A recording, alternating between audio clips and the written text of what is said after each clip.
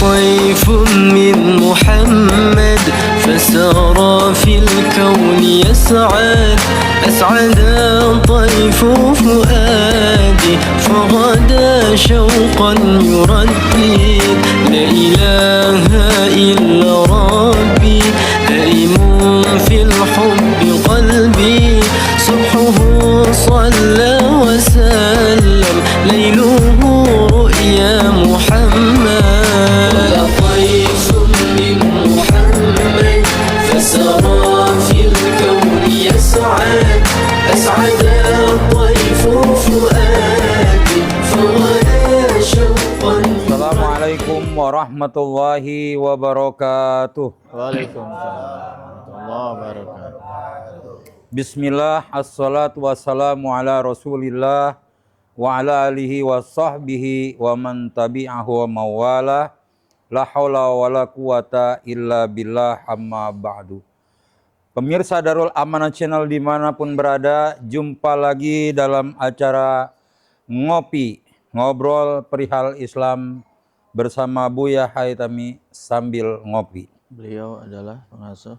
Alhamdulillah, pada pertemuan malam kali ini kita akan melanjutkan kajian dari kitab Arba'in Nawawi, yakni kitab yang membahas tentang hadis-hadis sahih Nabawi karya Imam Yahya bin Syarafuddin An-Nawawi, yang insya Allah pada malam hari ini guru kita akan mengkaji atau membahas hadis yang keempat dari kitab Arba'in Nawawi ini. Marilah kita fokus sejenak, kita Halaman 9. kita ikuti kajian ini dengan penuh hikmah. Semoga apa yang akan disampaikan oleh guru kita nanti bermanfaat untuk kita semua. Amin ya rabbal alamin. Kepada guru kami Buya Haitami, silakan. Assalamualaikum warahmatullahi wabarakatuh. Waalaikumsalam warahmatullahi wabarakatuh. Alhamdulillah. Alhamdulillahi rabbil alamin. Wassalatu wassalamu ala asyrafil anbiya wal mursalin. Sayyidina wa habibina wa syafi'ina wa maulana Muhammadin Allahumma salli wa sallim wa ala alihi wa sahbihi ajmain. Amma ba'du. Rabbi israh li sadri wa yassir li amri wa hludatan min lisani yafqahu qawli. Rabbi zidni ilman nafi'a warzuqni fahman jaida fil laili wa nahar. Para jamaah sekalian, jamaah Majelis Ta'lim An-Nahdiyah dalam acara Ngobrol Perihal Islam atau Ngopi. Wabil khusus sahibul bait Bapak Haji Adatiar beserta keluarga, mudah-mudahan senantiasa dirahmati dan diberkahi oleh Allah Subhanahu wa taala. Dan para jamaah sekalian yang tidak saya sebutkan satu persatu, mudah-mudahan kehadiran kita, duduknya kita di majelis ilmu ini dapat menghantarkan kita dari kebodohan kepada ilmu pengetahuan. Amin. Dan bahkan sampai ke surganya Allah Subhanahu wa Amin ta'ala. ya rabbal alamin. Kullu syai'in thariq, segala sesuatu itu ada jalannya. Kalau kita nggak tahu jalannya, nggak bakal sampai ke sasar. Begitu juga surga ada jalannya. Jalan menuju surga harus pakai ilmu. Ilmulah yang menunjukkan kita, yang membimbing kita, yang menghantarkan kita kepada surganya Allah Subhanahu wa taala.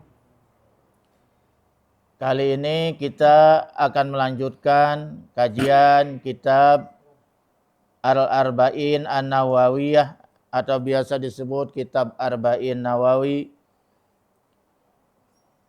Hadis yang keempat, ya, halaman 9. Al-hadisur rabi'u, hadis yang keempat. sebelah kiri. Hadis, saya ulang lagi, hadis itu adalah ma udipa ilan nabi sallallahu alaihi wasallam min qaulin wa fi'lin wa takririn. Hadis adalah apa saja yang disandarkan kepada Nabi besar Muhammad, ya kepada Nabi Muhammad ya. Sesuatu yang disandarkan kepada Nabi Muhammad SAW, baik itu ucapannya Nabi, baik itu perbuatannya Nabi, baik itu persetujuannya Nabi. Kalau yang disandarkan kepada perbuatan Nabi namanya hadis fi'li, hadis perbuat. Contohnya, cara sujud gimana? Nabi nggak ngomong, nyontohin langsung cara sujud begini. Cara duduk di antara dua sujud begini. Cara ruku yang benar begini. Itu dicontohkan langsung berupa perbuatan. Kemudian juga misalnya tawaf seperti ini. Sa'i seperti ini. Itu hadisnya banyakkan hadis fi'li. Tapi banyak juga hadis qauli. Termasuk ini yang kita baca sekarang. Hadis qauli itu artinya hadis berupa ucapan Nabi. Ciri khasnya qala Rasulullah sallallahu alaihi wasallam. Itu berarti hadis qauli, hadis ucapan, perkataan ya. Ada lagi namanya hadis takrir. Nabi enggak berbicara, Nabi juga enggak berbuat. Cuma Nabi menyetujui ucapan atau perbuatannya para sahabat. Itu juga bisa jadi hadis. Hadis ini adalah dalil kedua di dalam Islam. Hadis yang pertama yang tertinggi adalah Al-Qur'an, wahyu Allah. Yang kedua adalah hadis. Ya. Yang ketiga ijma, ya, ijma ulama. Yang keempat qiyas. Ini yang disepakati oleh mayoritas ulama. Kalau enggak ada di Al-Qur'an, lari ke hadis. Kalau enggak ada di hadis, lari ke ijma ulama. Bagaimana menurut pandang ulama? Kalau enggak ada qiyas. Qiyas ini dalil akal. Contohnya itu zakat fitrah. Kita enggak pakai Quran, enggak pakai hadis. Itu kebanyakan pakainya adalah pakai dalil qiyas. Kenapa kita harus berzakat fitrah dengan beras? Mestinya dengan gandum. Karena hadisnya gandum. Iya, so'an min tamar au syair, so'an min syair. Harusnya dengan gandum atau korma. Itulah yang dilakukan oleh Nabi dan para sahabat. Tapi karena kita di sini tidak makan korma sehari-hari, ya paling Ramadan, orang pulang haji, pulang umroh ya betul ya. Dan tidak makan gandum sehari-hari, kita makannya beras, maka kita boleh berzakat fitrah dengan beras dikiaskan ke gandum. Dikiaskan ke korma. Apa persamaannya? Sama-sama makanan pokok. Sama-sama makanan utama. Sama-sama makanan yang mengenyang. Itu kan dalil akal berarti. Ya akal yang masih tidak bertentangan dengan Quran dan hadis. Itu namanya dalil akli. Ya dalil qiyas gitu. Oleh karena itu mari kita lanjutkan pembahasan hadis yang keempat ini. Sebelumnya saya minta kepada host kita untuk membacanya. Bismillahirrahmanirrahim. Mohon disimak, diperhatikan halaman 9 dari atas ya. Al-hadisur rabi'u an Abi Abdurrahman Abdullah bin Mas'ud bin Mas'ud radhiyallahu an qala hadasana Rasulullah sallallahu alaihi wasallam wa huwa shadiqul masduq inna ahadakum yujma'u khalquhu fi batni ummihi arba'ina yawman nutfah summa yakunu alaqatan misla dzalika summa yakunu mudghatan misla dzalik summa yursalu ilaihil malaku fayanfukhu fihi ruha wa yu'maru bi arba'i kalimatin bi katbi rizkihi wa ajalihi wa amalihi wa syakiyun aw sa'idun fa wallahi allazi la ilaha ghairuhu inna ahadakum la ya'malu bi amali ahlil jannah hatta ma yakuna bainahu wa bainaha illa zira'un fayasbiqu alaihil kitabu fayamalu bi amali ahlin nar fayadkhulaha wa inna ahadakum la ya'malu bi amali ahlin nar hatta ma yakuna bainahu wa bainaha illa zira'un fayasbiqu alaihil kitabu fayamalu bi amali ahlil jannah fayadkhuluha rawahul Bukhari wa Muslim. Ya, ini jadi hadis riwayat Bukhari dan Muslim. Ini jadi kalau hadis yang diriwayatkan oleh Bukhari dan Muslim ini kuat. Para ulama mengatakan hadis ini sahih. Artinya sahih itu sampai sanadnya kepada Rasulullah sallallahu alaihi wasallam. Ya, karena hadis memang sudah ratusan tahun baru ditulis. Di zaman Nabi sahabat-sahabat itu belum boleh hadis ditulis. Takut nyampur dengan Al-Qur'an. Jadi Al-Qur'an yang didahulukan. Al-Qur'an zaman Sayyidina Utsman tuh udah dibukukan. Udah dikodifikasi. Kemudian dikasihkan kepada gubernur-gubernur untuk diperbanyak, diseragamkan. Makanya mushaf yang kita pegang dinamakan mushaf Utsmani itu. Tapi hadis itu sudah sekian tahun lamanya baru ditulis gitu. Makanya hadis ini penuturan, wajar kalau ada yang dhaif, ya ada yang hasan, ada yang ahad, ada yang maudhu, sahih, bahkan ada yang maudhu palsu. Bismillahirrahmanirrahim. Qala al-musannif radhiyallahu ta'ala wa nafa'ana bi ulumihi fid dharain amin. Al-hadisur rabi, hadis yang keempat. Saya terjemahkan ya. Ntar penjelasannya supaya lebih jelas dari pertanyaan. An Abi Abdirrahman. Jadi ini hadis datangnya dari Abi Abdirrahman, bapaknya Abdurrahman. Siapa itu? Abdullah bin Mas'ud. Dari sahabat ini, dari sahabat bapaknya Abdurrahman, namanya Abdullah bin Mas'ud. Ya. Nah, jadi orang nyebutnya Ibnu Mas'ud aja. Orang Arab tuh begitu. No siapa? Ibnu Mas'ud. No siapa?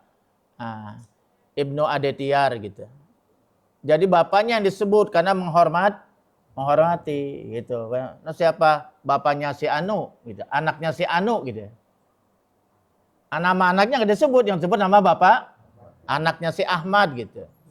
Anaknya si Umar, Ibnu Umar. Padahal Abdullah bin Umar bin Khattab. Umar bin Khattab gitu ya. Jadi ini dari sahabat Abdullah bin Umar bin Mas'ud. Ya. Radhiyallahu anhu, semoga Allah meridhoinya. Qala, berkata Abdullah bin Mas'ud, haddasana, telah menyampaikan kepada kami, telah berhadis atau berkata kepada kami Rasulullah sallallahu alaihi wasallam, yaitu Rasulullah. Jadi ini Rasulullah bersabda didengar langsung oleh Abdullah bin Mas'ud. Ya, jadi Rasulullah Mas'ud ini langsung mendengar Rasulullah sallallahu alaihi wasallam ini bersabda. Wa huwa al-sadiqu wal masduq. Wa huwa, yaitu Nabi, as-sadiqu, orang yang benar. Kalau kita kan aku benar doang, belum tentu. Tapi kalau Nabi as-sadiqu al-masduq, orang yang benar dan dibenarkan. Gitu?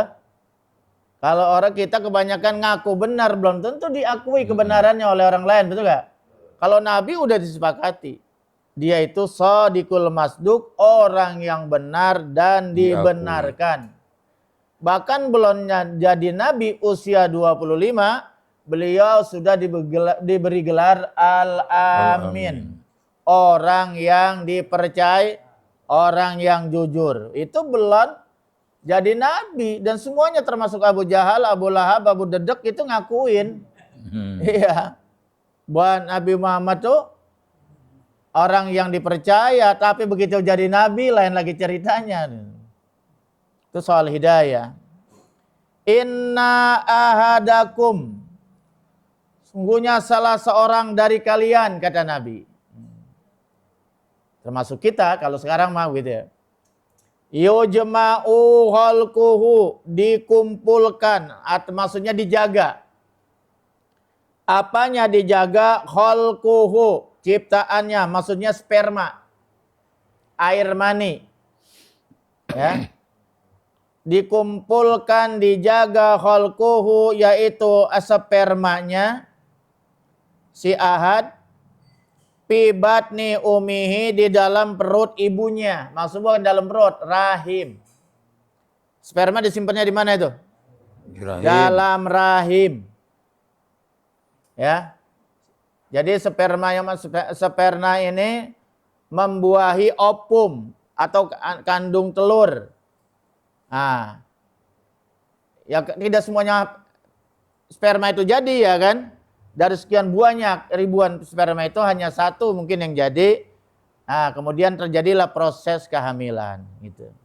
Disimpanlah itu di dalam rahim ibunya berapa hari? Selama 40 hari, arba'ina. Mulai dah tuh mabok-mabok, ngidam. Oh, selama 40 hari tuh. Udah tersimpan tuh dari sekian banyak sperma. Ya, ini yang bakal jadi itu. Arba'ina yauman, 40 hari, nutfatan berupa nutfah. Disimpan tuh berupa nutfah, berupa air mani. Makanya kata Romai Rama, manusia tuh dari setetes air hina. Jangan belagu, mau jadi apa angkatnya tinggi biar jenderal gua setetes air hina. Hah? Betul nggak? Betul. Tuh manusia. Sumaya kunu alaqatan. Kemudian air sperma itu yang sudah disimpan 40 hari, kemudian menjadi alaqah. 40 hari juga. 40 hari kemudian itu menjadi alaqah. Alaqatan. Apa alaqatan itu? Alaqah, segumpal darah. Bulan kedua tuh kita begitu dulunya tuh dalam rahim ibu kita. Ya. Nah, makanya tuh kalau tahu prosesnya begitu kita malu tuh bertingkah-tingkah kan. Nah, itu. 40 hari kemudian menjadi alaqah. Alaqah itu artinya sangkutan, tergantung. Jadi darah yang menempel gitu. Segumpal darah yang menempel. Berarti usia berapa tuh? 40 berapa? 80 hari udah. 80 hari. 2 bulan lebih ya. Itu. Kemudian mislu jalik seperti itu, summa yakunu mudghatan. Kemudian menjadi segumpal daging. Dari sperma 40 hari, kemudian jadi bergumpal menjadi darah. 40 hari, kemudian bergumpal lagi menjadi daging. Nah, kalau di dalam Al-Quran itu beda lagi, ada lebih jelas. Dari daging menjadi tulang.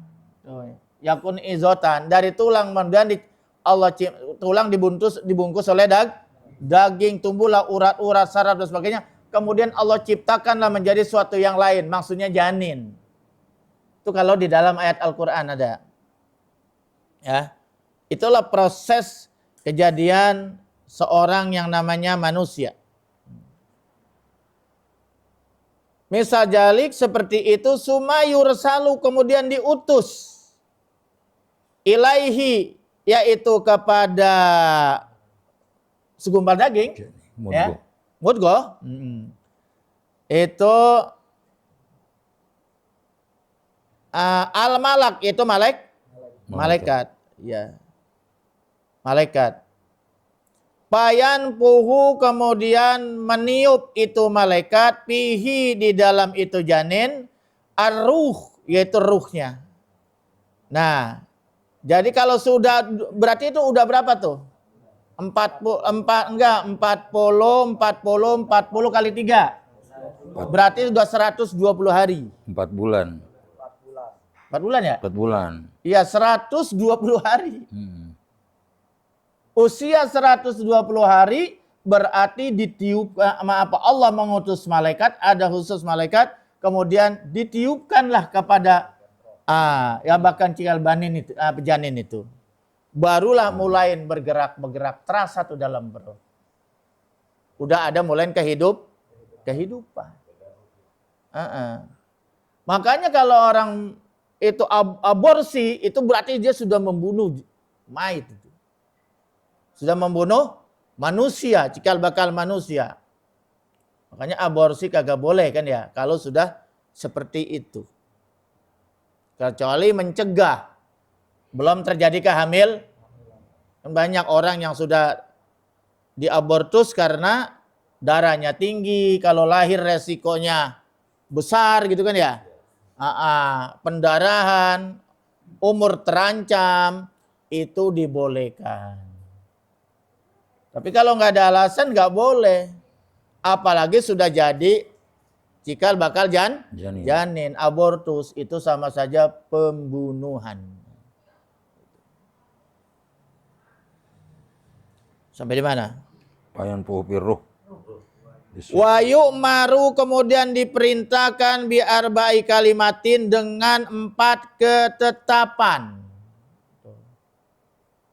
Maksudnya tuh dengan 4 ketetapan kalimat itu. Bikat bi rizkihi, ditulis rizkinya. Itu dari umur 4 bulan udah ditulis rizkinya tuh gimana gitu kan. Ini potongannya kaya apa sedang apa nyungsep gitu. Itu. Kemudian wa ajalihi, ajalnya pun udah ditentukan. Oh. Itu masih di dalam rahim tuh. Wa amalihi, dan bahkan amalnya apa nanti yang dia akan lakukan. Wa syakiyun, apakah dia nanti hidup sengsara, au sa'idun, atau hidup bahagia, senang itu. Wallahi, demi Allah, allazi la ilaha ghairu, tidak ada Tuhan melainkan Allah.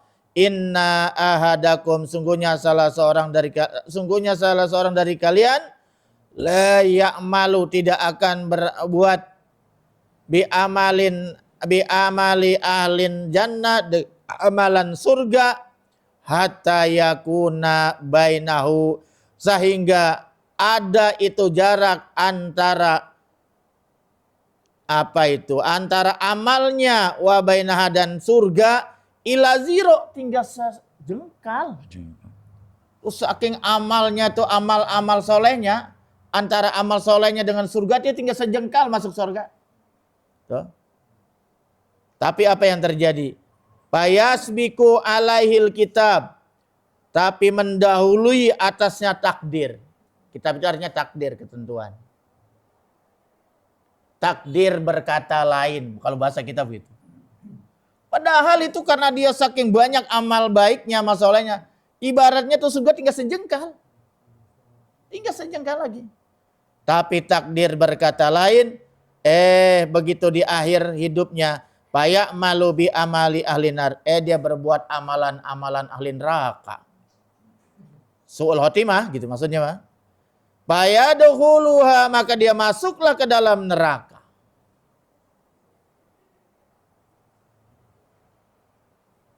Ngeri juga ya. Makanya kita selalu berdoa minta husnul khotimah.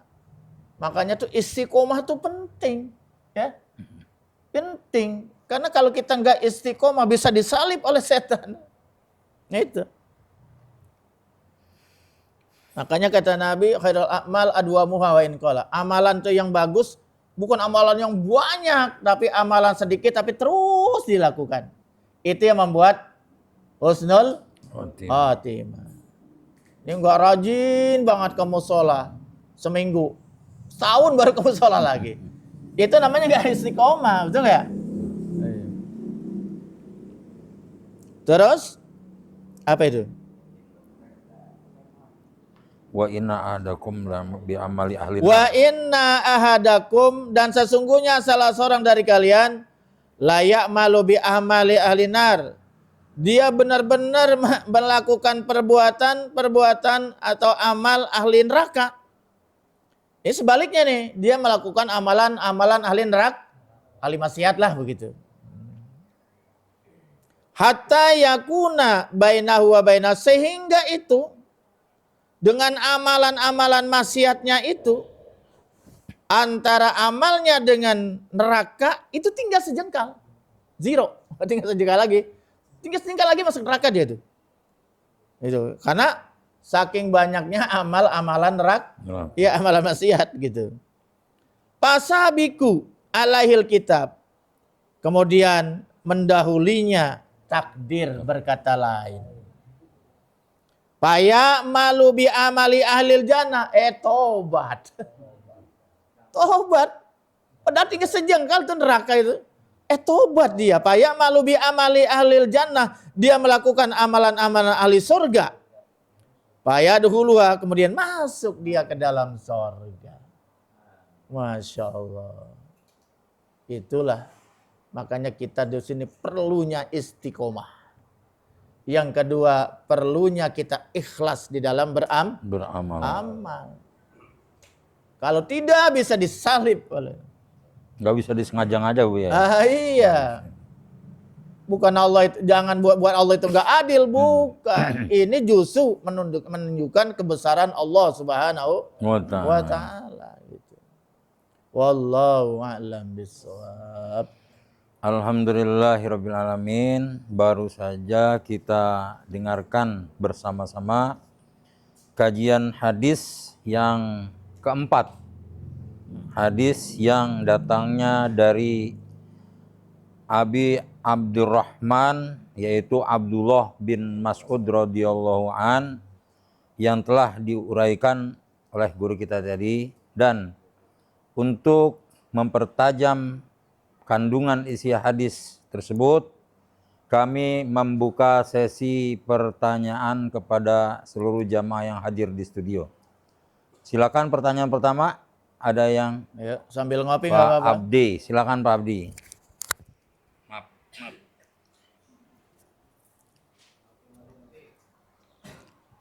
Bismillahirrahmanirrahim. Assalamualaikum warahmatullahi wabarakatuh. Assalamualaikum warahmatullahi wabarakatuh.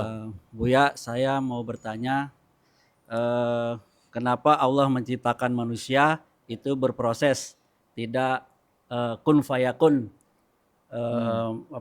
langsung jadi dengan kekuasaannya, Buya. Mohon pencerahannya, Buya. Itu saja pertanyaannya. Assalamualaikum warahmatullahi wabarakatuh. Waalaikumsalam warahmatullahi wabarakatuh. Bang Abdi menanyakan, Allah kan maha kuasa. Gak perlu proses-proses. Kalau Allah mau kun fayakun jadi. Apa itu dalam surat Yasin? Innama amruhu idza arada syai'an. Innama amruhu idza arada syai'an ayakula lahu kun. Di akhir surat Yasin itu. Jadi ama segala urusan apapun kalau Allah mau menghendaki jadi Allah. Ini kenapa sih manusia? Maka segala berproses. Nabi Adam dari berbagai saripati tanah. Itu manusia pertama ya. Manusia pertama aja Allah ciptakan gak kun fayakun. Ya. Dari berbagai macam-macam tanah katanya dalam sejarah begitu, dalam keterangan itu. Nah, makanya manusia kan berbeda-beda kan ya. Wataknya berbeda-beda, betul nggak ya? Itu. Bahkan kalau kalian itu di bola dunia kemarin itu kan macam-macam manusia bentuknya, betul nggak ya? Ada yang mancung, ada yang pesek, ada yang hitam, ada yang biru, ada yang putih, macam-macam itu. Itu. Adam aja itu ada sebabnya dari tanah, enggak sinsalabin. Kemudian Ibu Hawa juga manusia pertama dan ada cikal bakalnya diambil dari tulang rusuk. Tapi kita kan bukan manusia pertama. Tapi pada dasarnya kita juga sama dari tanah. Cuma tidak langsung. Makanya kita dalam satu Quran manusianya diciptakan dari saripati tanah. Kenapa? Kita makan beras. Beras ditanamnya di mana itu padi? Tanah. Kita makan sayur-sayuran, ditanamnya di mana? Di tanah. Di tanah. Makan buah-buahan, ditanamnya di mana? Tanah. Air dari mana? Dari dalam tanah. Makanya manusia kembali ke tanah. Betul nggak? Dari tanah dikuburin ke dalam tanah. Nanti dibangkitkan juga dari tanah. Itu manusia tuh. Makanya jasad manusia itu dikembalikan ke tanah, ruhnya yang kembali kepada Allah. Cuman ada yang diterima, ada yang ditolak. Jadi manusia sperma ini kita makan bermacam aneka makanan, tanaman, sayuran, semuanya itu berasal dari saripati tanah. Ikan juga di mana hidupnya? Di sawah, di kobakan, di empang, di laut, betul nggak ya? Dari tanah-tanah juga, semuanya itu. Maka dari situlah makanya terjadilah sperma. Jadi sperma ini dari saripati tanah. Dari sperma barulah nanti menjadi segumpal darah menjadi segumpal daging menjadi tulang dibungkus oleh daging. Allah ciptakanlah baru berbentuk sesuatu yang lain namanya janin. Cikal bakal manusia ditiuplah ruhnya, kan begitu. Baru hidup berproses. Kalau Allah mau jadi bisa. Cuman ente jadi nanti jadi manusia jadi-jadian mau. Hah? Mau jadi manusia jadi-jadian? Kagak. Jadi berproses berdasarkan hukum alam. Karena kita hidup di dunia. Di dunia ini yang berlaku hukum alam. Apa hukum alam itu? Hukum sebab dan akibat. Itulah. Jadi jadinya manusia itu karena ada sebab dan akibat.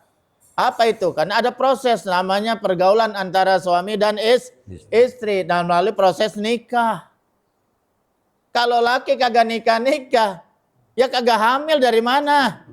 Betul nggak ya? Betul. Karena ada hasil pernikahan, ada hubungan. Dari hubungan baru terjadi proses pembuahan antara sperma laki-laki dan ovum. Baru terjadi pembuahan. Korma aja nggak bakal berbuah di Indonesia kalau nggak tahu caranya. Tapi kalau tahu caranya ada yang pohon laki-laki ada perempuan. Wah udah banyak sekarang di Indonesia. Bertonton udah mengekspor korma itu. Hah? Udah banyak sekarang kita di Sukabumi ada, di Madura ada, di mana itu di Jawa ada, di Aceh ada, Medan ada korma itu. Karena tahu ilmunya. Ada sebab dan akibat lah kita nanam di depan rumah kagak berbuah-buah. Ya lanang semua. Wadonnya kagak ada. Wadon doang kagak ada lanangnya kagak jadi. Belajar. Makanya orang Indonesia ada yang belajar ke Thailand. Sampai ada yang belajar ke Thailand itu bagaimana cara mengawinkan korma laki-laki dan perempuan. Kita nggak tahu, nggak kenal aja yang bisa bedain mana laki dan perempuan. Kita ada ilmunya segala sesuatu juga. Betul nggak? Betul. Korma aja ada sebab akibat kudu dikawinin dulu. Itu Pak. Jadi ini adalah makanya harus sesuai dengan sebab dan akibat. Kalau tidak nanti kita bisa dikata orang-orangan. Ya betul nggak? Manusia jadian sinsalabin. Itu makanya dengan cara ini sebab dan akibat manusia bisa diteliti. Lahirlah fakultas kedokteran, lahirlah sarjana kedokteran. Ada dokter umum, ada dokter spesialis, ada dokter ahli jantung aja yang dia pikirin. Tahu betul tuh tentang jantung tuh. Nah, itu ya. Ada yang ahli tentang penyakit dalam, ada spesialis gigi, ada yang kandungan macam-macam. Itu hikmahnya sangat besar. Dan yang kedua itu supaya kita nih kalau mengerjakan sesuatu harus teliti gitu. Harus ada proses, teliti, jangan tergopoh-gopoh, terburu-buru. Betul nggak? Harus sistematik, kalau tidak nggak maksimal hasilnya. Benar. Ya tuh? Jangan asal-asalan. Jangan asal-asalan kalau bahasa kitanya, asal-asalan bahasa kampungnya. Jadi Allah menciptakan manusia berproses, kagak asal-asalan, bisa dikaji secara ilmiah. Betul nggak? Bisa dikaji secara ilmiah itu, hebat sekali tuh. Ayat Al-Quran itu sesuai dengan ilmu kedokteran. Makanya Boris Kiel apa itu? Iya. Itu bisa masuk Islam karena dia ahli kedokteran. Dia pelajari itu, ternyata itu anatomi manusia dia pelajari detail sekali. Itu ada semua di Al-Quran. Sampai dia masuk Islam. Dia susun sebuah buku itu luar biasa. Nah itu. Ya, jadi manusia diciptakan berproses sesuai dengan hukum alam. Hukum sunatullah namanya sunatullah. Alam itu sunatullah, ada sebab dan akibatnya gitu loh. Paham ya? Wallah alam bisawab. Alhamdulillahirabbil alamin. Pak Abdi, bagaimana sudah bisa? Oh, sudah terjawab ya. Oke, selanjutnya. Ayah. Assalamualaikum warahmatullahi wabarakatuh, Buya. Biar saya jawabnya fokus. Apakah ada contoh amalan orang yang amalannya surga, ujung-ujungnya masuk neraka dan sebaliknya? Mohon penjelasannya, Buya. Siapa namanya? Tarso. Ya. Tarso. Oh, bukannya Tarso. Taso itu mah ya. Tarso itu mah. Iya. Atas Tarso pakai R ya. Assalamualaikum. Sekarang Taso. Ya, itu mah Kaso ya.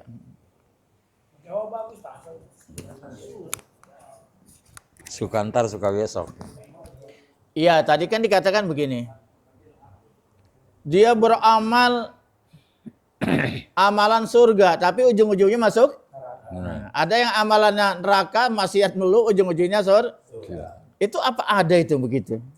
Nah, saya cari, ini ternyata ada itu. Ya, yang seperti itu ada.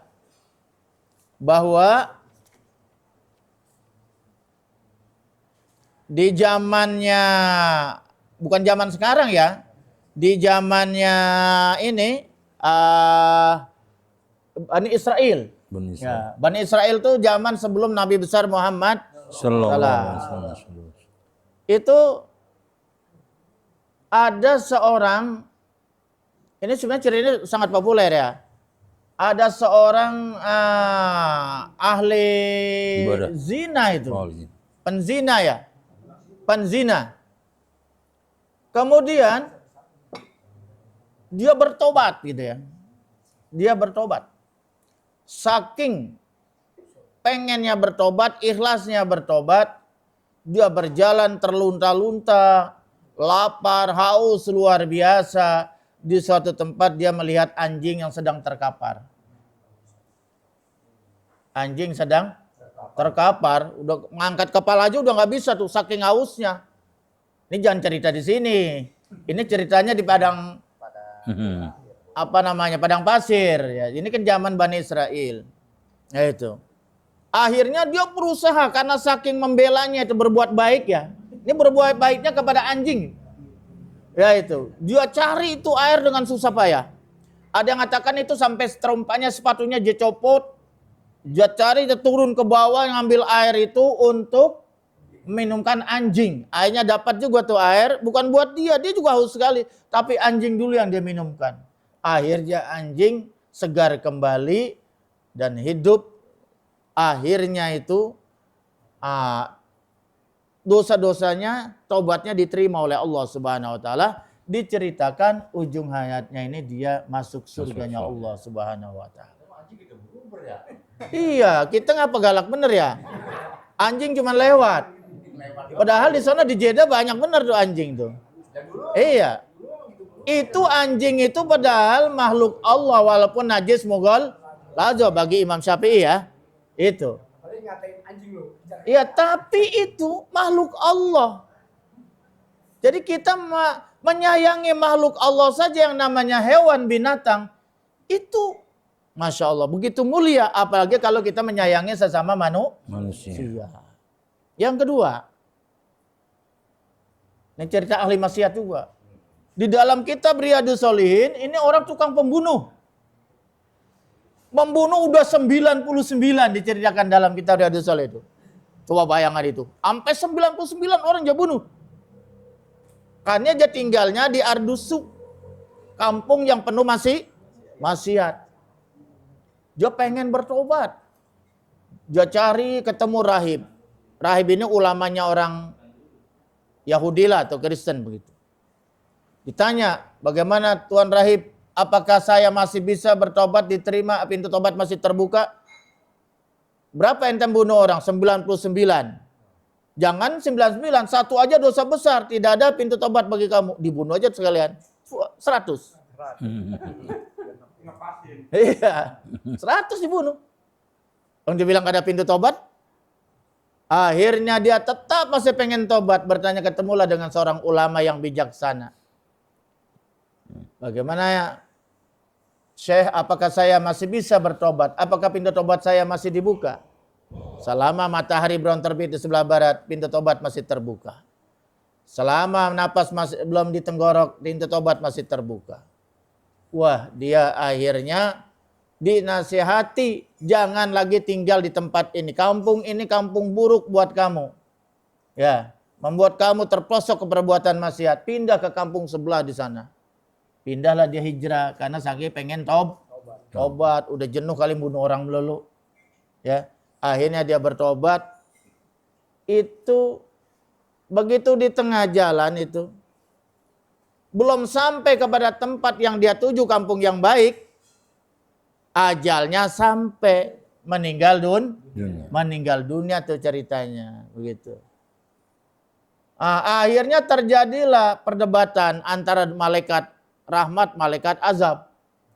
Kata malaikat rahmat, ini harus masuk surga. Kenapa? Karena dia sudah bertobat, niat baik. Kata malaikat azab, oh nggak bisa. Dia kan baru niat doang, belum berbuat amal baik sama sekali, kan gitu. Terjadi perdebatan. Jadi malaikat debat juga ya? Emang ceritanya begitu? Akhirnya apa tuh? Datanglah malaikat yang satu menjadi hakim. Udah, begini aja kita ukur. Ini kampung yang dia tuju dengan kampung yang dia tinggalkan dia berbuat maksiat, dengan kampung yang dia tuju dia mau tobat, itu lebih jauh mana jaraknya? Ternyata digeser oleh atas izin Allah, digeser itu lebih dekat kepada, dan jarak dia tempat dia mati lebih dekat kepada kampung yang dia tuju dia tobat. Cuman sehasta. Karena diterima tobatnya oleh Allah saking ikhlasnya, digeser tuh supaya lebih dekat ke kampung yang dia tuju, yang dia mau berbuat baik. Akhirnya diterimalah tobatnya dan diampuni, serta akhirnya ujungnya masuk surganya Allah Subhanahu wa ta'ala. Nah, itulah hadis ini tadi itu. Ya tak? Iya. Jadi keikhlasan tuh luar biasa. Alah, masa cuman ngasih minum air anjing. Jangan lihat sekedar minum air anjing, tapi keikhlasannya dia mengasih minum kepada anjing itu saking penuh kasih sayangnya, dengan penuh rahmah, penuh kasih sayang. Kalau ngasihnya sekalian nendang-nendang, lain lagi urusan. Ini benar-benar ikhlas dia itu. Sayang kepada makhluk Allah itu. Nah, sekarang ceritanya orang yang ahli ibadah masuk neraka. Namanya Barsisoh. Terkenal gitu kan? Barsisoh itu. Ada yang mengatakan seorang rahib, ulama zaman Yahudi dulu, ada yang mengatakan dia seorang ulama. Alimnya luar biasa. Muridnya ribuan. Wah, tapi dia bangga kan, wah hebat gua murid banyak, kan? Ribuan dia, dan bahkan dia punya karomah. Ada yang mengatakan dia bisa terbang. Zaman dulu mungkin kalau terbang tuh dianggap hebat gitu ya. Iya, bahkan dia bisa terbang. Masya Allah, luar biasa karomahnya itu. Akhirnya dia ada perasaan bangga atau gimana itu kan, datanglah setan. Nah, iblis nyamar jadi jadi seorang pemuda ahli ibadah. Nyaingin lah gitu. Disaingin dia. Wah, ini orang ternyata lebih hebat lagi dari Barsisoh. Barsisoh nanya, coba dong ajarin saya gimana caranya bisa ibadah seperti ente. Barsisoh masih kalah tuh. Akhirnya kata iblisnya yang nyamar jadi ulama, ya gampang, ente berbuat maksiat dulu. Yang kecil-kecil ada minum homer gitu. Ya, celeng gitu ya. Ya, minum minuman keras. Nah, kan itu mah bisa tobat ya kan. Ente tobat. Nah, setelah itu ntar baru anak kasih tahu caranya gimana. Akhirnya dilakukan dia saking pengen hebatnya lebih hebat, enggak tahu tujuan apa, karena Allah, karena pengen dipuji gitu. Nah, itu. Akhirnya dia minum tuh. Kalau minum kan otaknya rusak tuh. Otaknya udah gak kerja kan. Nafsu yang kerja kan. Namanya juga minuman setan, betul gak? Ya, minuman setan nih. Innamal khamru wal maisir wal ansab wal azlam min amalis. Jadi itu minuman setan. Judi itu perbuatannya setan. Ya. Ada sini ada yang sini judal? Ada?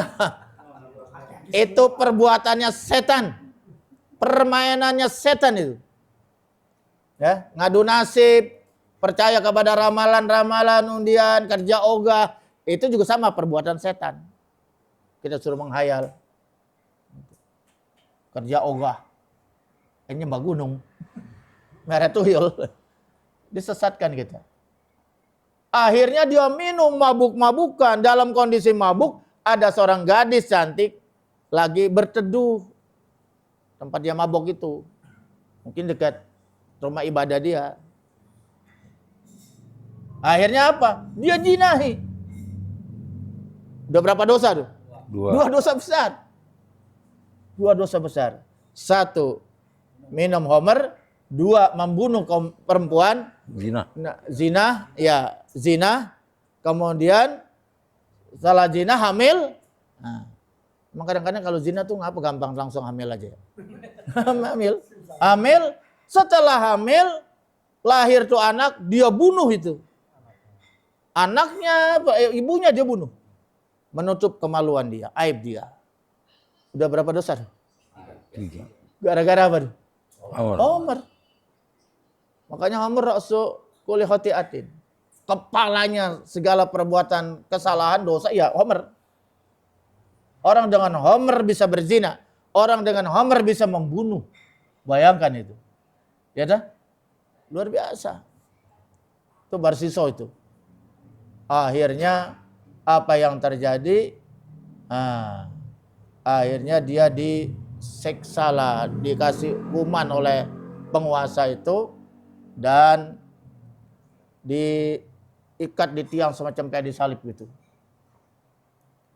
Akhirnya dia ini minta tolong, bagaimana udah tak berdaya kan? Minta tolong sama iblis, setan ya. Kalau ente pengen selamat, makanya ente akui saya sebagai Tuhan kamu. Nah itu ternyata dalam kondisi seperti itu dia manggut. Mengiyakan. Berarti kan dia sudah menyembah iblis.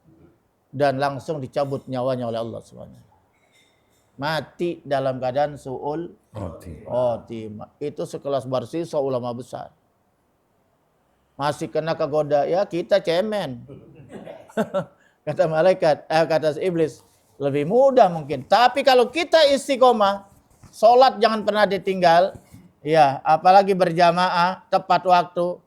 Itu udah benteng yang paling kuat itu. Terutama sholat itu. Ya, kalau kita sholat 5 waktu kita kerjaan, nggak ada celah. Karena setiap waktu kita laporan, betul nggak? Berarti kita selalu dekat dengan Allah dan dijaga oleh Allah Subhanahu. Inna sholata tanha anil fahsya'i wal munkar. Sholat itu adalah rem dari segala perbuatan keji dan munkar. Makanya istiqomah.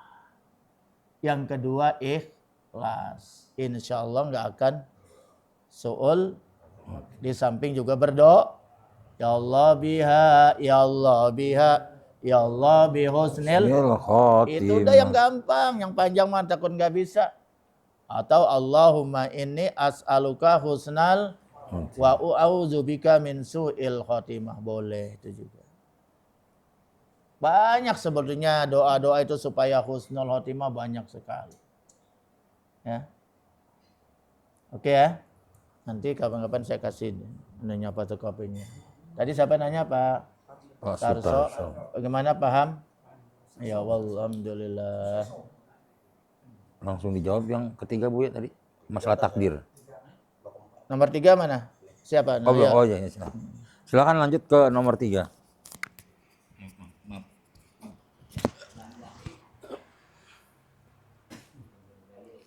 Assalamualaikum warahmatullahi wabarakatuh. Waalaikumsalam warahmatullahi wabarakatuh. Lu tahu nama saya ya? Oh, Bang iya. Nama saya Marjaih, biasa dipanggil Bang Jaih. Buya, ada yang saya mau tanyakan ya. Apa perbedaan antara kodo dan kodar? Mohon penjelasannya Buya. Iya. Terima kasih Buya atas penjelasannya. Qada, Wassalamualaikum qadar atau warahmatullahi takdir itu kan wabarakatuh. ya, rukun iman ya, keenam. Jadi Bang Jai, takdir itu atau qada dan qadar itu rukun iman yang keenam. Wajib, kalau tidak manusia bisa putus asa itu. Kalau dia diuji misalnya orang yang dia cintai meninggal. Coba bayangkan itu. Kalau tidak kuat-kuat iman, tapi karena dia percaya wabil qadari khairi wasyar, dia harus beriman kepada takdir atau qada dan qadar, baik yang kita suka maupun yang kita tidak suka, dia pasrah kepada Allah Subhanahu. Karena pada hakikatnya takdir itu tidak ada yang buruk, semuanya baik, cuman kita nggak tahu. Ya. Jadi begini, qada itu adalah ketentuan Allah sejak azali, belum terjadi, ya. Sejak azali, yaitu dia ada di Laul Mahfuz itu. Jadi sebelum kita lahir itu sudah ditentukan. Cuman kan itu rahasia Allah. Cuman kalau qadar itu sama ketentuan Allah juga, takdir juga yang telah terjadi. Sudah ditentukan oleh Allah di Laul Mahfuz, tapi kan kita nggak tahu. Baru kita paham itu takdir kalau sudah terjadi. Gitu loh. Nah, kita lahir, orang tua kita siapa, ya kan? Kita kan nggak pernah tahu kan, tapi setelah kita lahir baru kita tahu, oh ini orang tua kita, ya ini bapak kita, ini ibu kita. Kan kita nggak pernah mesen. Itu kita baru tahu tuh, semuanya kan takdir. Bahkan tidak ada selai daun itu yang jatuh ke bumi tanpa takdir. Semuanya itu atas takdir Allah Subhanahu. Tapi kita tahu itu setelah terjadi. Nah itu namanya takdir atau qadar. Gitu. Yamhullah mayyasha wa yusabbit indahu ummul kitab. Allah itu bisa saja menghapus itu apa yang dia kehendaki, tapi Allah bisa menetapkan sesuatu di dalam kitab, ada dalam takdir itu. Misalnya rezeki itu sudah ditentukan oleh Allah. Kemudian ajal, itu kematian ditentukan oleh Allah. Amal kita baik dan buruk ditentukan oleh Allah. Nasib itu juga sudah ditentukan oleh Allah Subhanahu wa ta'ala. Gitu. Jadi bedanya kalau qada itu ketentuan di azali yang sudah Laul Mahfuz, kalau takdir itu apa yang sudah terjadi di dunia ini, karena semuanya tidak terlepas dari takdir.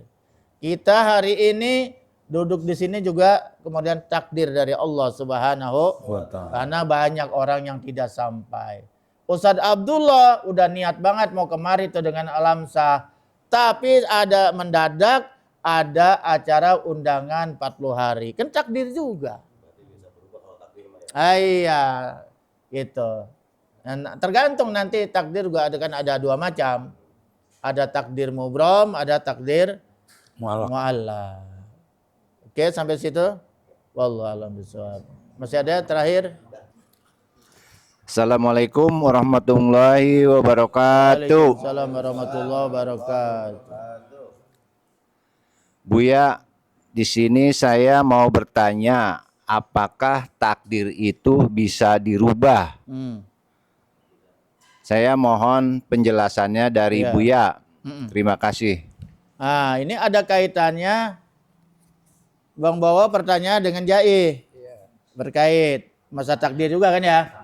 Iya. Jadi takdir itu ada dua. Ada yang namanya itu takdir mubrom, ada takdir mu'allaq. Ya, kalau kita ngaji tauhid kan begitu ya. Kalau takdir mubrom ini adalah ketentuan Allah secara mutlak. Mutlak itu artinya tidak ada campur manusia. Itu nggak bisa dirob. Ya, di campur manusia itu sejak ajali. Nggak ada campur manusia itu. Pokoknya terjadi aja udah begitu. Tapi ada yang namanya, nah ini biasanya yang seperti ini itu ajal. Itu nggak bisa dirubah. Makanya kuludain dawaun, setiap penyakit ada obat. Ada obat. Illal maut wal haram, kecuali mati dan tua, nggak ada obatnya tuh. Lo biar pergi Singapura waktunya mati. Tapi ada main amino air putihnya saya sembuh. Karena memang belum waktu. Iya, jadi kalau udah mati, ini kemarin anggota DPRD Tangerang itu teman bareng hajinya bareng Gus Ibnu bareng Umi ya istri saya itu. Iya, Pak Rusli. Itu ketua DPRD Kota Tangerang, masih muda banget, umurnya baru 40-an. Coba bayangkan, anaknya masih kecil-kecil. Itu meninggal habis mandi. Siangnya nyelawat. Taziah Haji Musaya meninggal dunia. Saya kemarin ziarah kubur karena hari hanya saya nggak bisa besoknya. Jadi saya ziarah kubur kemarin ke Haji Musaya. Dia pulangnya meninggal. Bersambung. Malam-malam mandi, habis mandi lemes pingsan dibawa ke rumah sakit udah meninggal. Coba itu. Makanya kalau mau mandi itu minum dulu adeng-adegan ini. Minum air hangat, minum dulu. Dan kalau habis makan jangan langsung mandi dulu. Yang kedua, tadi yang pertama kematian ya. 2 jenis kelamin. Dibawa berkali-kali ke dokter.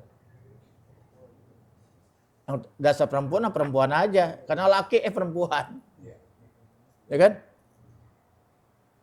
Jadi jenis kelamin itu nggak bisa ketentuan Allah Subhanahu wa Ta'ala. Itu. Yang ketiga hari kiamat contohnya. Nggak ada yang bisa dirubah. Udah berapa kali orang meramal hari kiamat kagak jadi-jadi. Itu nggak? Bahkan udah masuk bunker di Amerika, udah bikin bunker. Kagak jadi-jadi sampai sekarang. Mana kiamat? Kiamat sudah dekat. Emang kiamat sudah dekat karena kiamat gak pernah mundur, maju terus waktunya. Kan ada sinetronnya tuh, kiamat sudah dekat. Deddy Mizwar. Ya sindiran itu, peringatan buat kita. Betul gak? Tapi kapannya terjadi itu hak Allah mutlak. Nabi aja nggak tahu ditanya malaikat. Nabi hanya tahu ciri-ciri, tanda-tandanya doang Nabi tahu.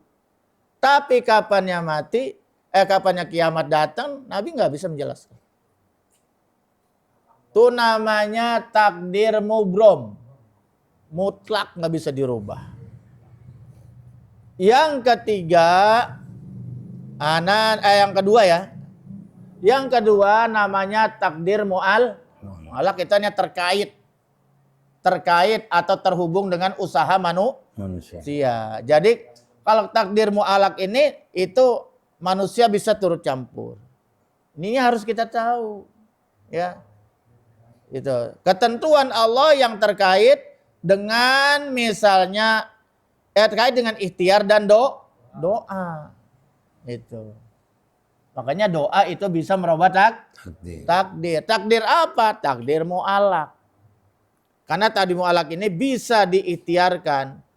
Yaitu dengan doa dan perbuatan. Misalnya kecerdasan. Gue mah emang udah keturunan orang bodoh, biarin gue mah udah gak usah sekolah. Ya itu pilihan ente. Harusnya sekolah, belajar. Betul gak ya? Ke majelis taklim. Ya bodoh terus. Betul gak? Udah gak sholat kagak, ke majelis taklim gak mau. Lah. Dia kata, saya mau udah takdir bodoh. Jadi kecerdasan itu takdir yang bisa dirubah.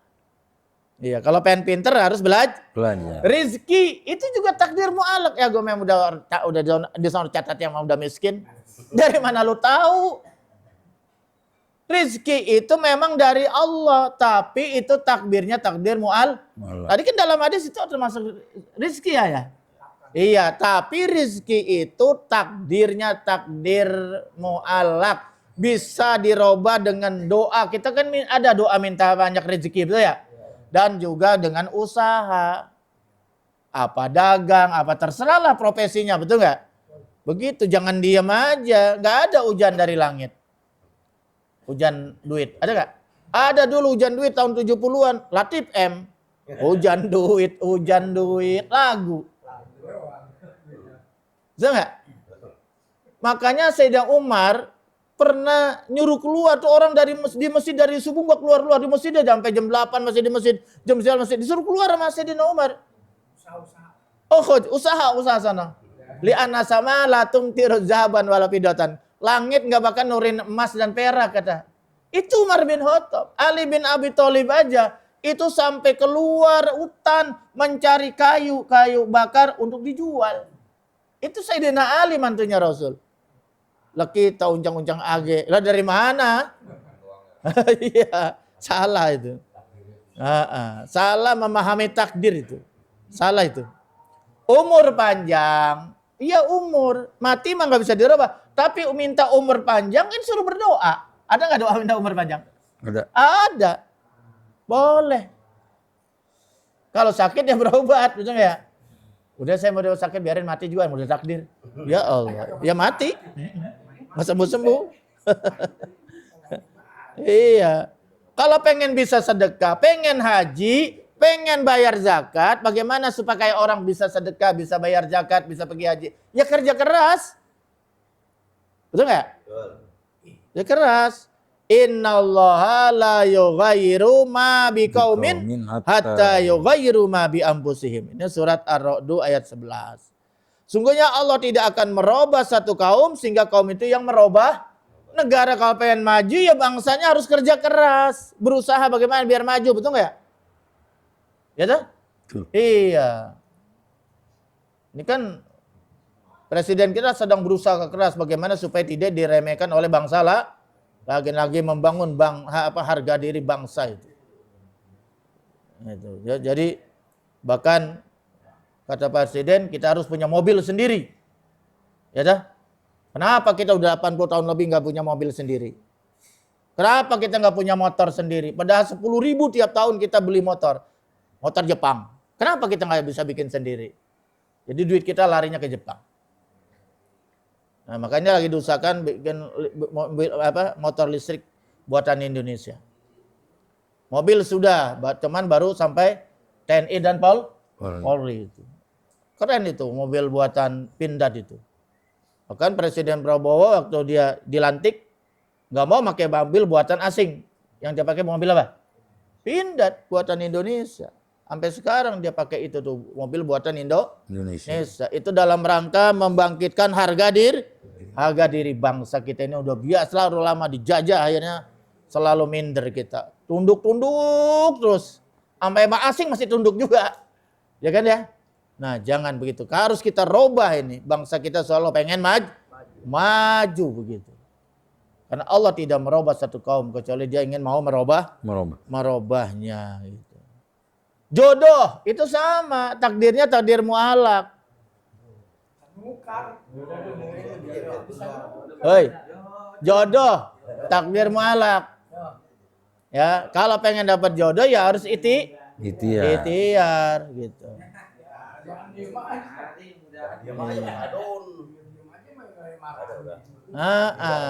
Mau dengan jampe kayak apa kayak dengan doa kayak, betul nggak ya? Iya, itu juga.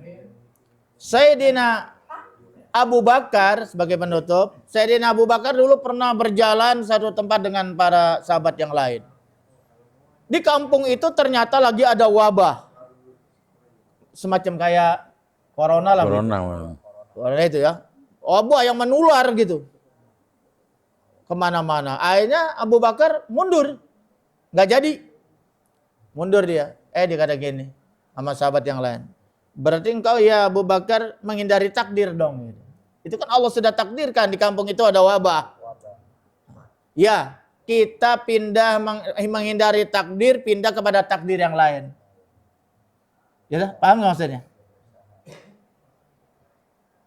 Jadi dia meninggalkan tempat yang dia tuju yang ada wabah itu, menghindar kepada tempat yang aman. Itu juga pindah dari satu takdir ke takdir yang lain. Artinya itu takdir yang mu'alaq yang bisa dirubah. Jangan emang di situ ada bahaya jalan terus, konyol. Konyol namanya. Yang udah takdir biarin lah. Iya. Ada tsunami atau ada air bah, udah biarin, udah nasib, diam aja. Kagak mau mikir, dia mati. Harusnya kita menghindar, ya. Jangan kayak Marijan. Menghindar. Menghindar itu namanya pindah ke satu takdir ke takdir yang lain. Itu diajarkan oleh Sayyidina Abu Bakar. Ya. Oke, bagaimana Bang Awi Bawa paham? Iya, wallahu a'lam bishawab. Alhamdulillahirabbil alamin. Dengan telah dijawabnya pertanyaan yang keempat tadi, maka kajian kitab Arba'in Nawawi pada malam hari ini kita cukupkan dulu. Nanti kita akan lanjut pada episode yang berikutnya, masuk pada pembahasan hadis yang kelima. Insyaallah. Mudah-mudahan kita semua diberikan kesehatan oleh Allah. Amin, amin. Dan kita semua bisa hadir kembali dalam keadaan sehat walafiat. Amin ya rabbal alamin. Demikian kajian kita pada malam hari ini. Namun sebelum kita tutup, mari sama-sama kita membacakan doa kafaratul majlis. Bismillahirrahmanirrahim. Subhanaka Allahumma wa bihamdika ashhadu an la ilaha illa anta astaghfiruka wa atubu ilaik. Walhamdulillahirabbil alamin. Terima kasih atas segala perhatiannya. Saya Hendra Tuko dan Buya Haitami mengucapkan sampai jumpa pada episode yang berikutnya. Billahi taufiq wal hidayah. Assalamualaikum warahmatullahi wabarakatuh.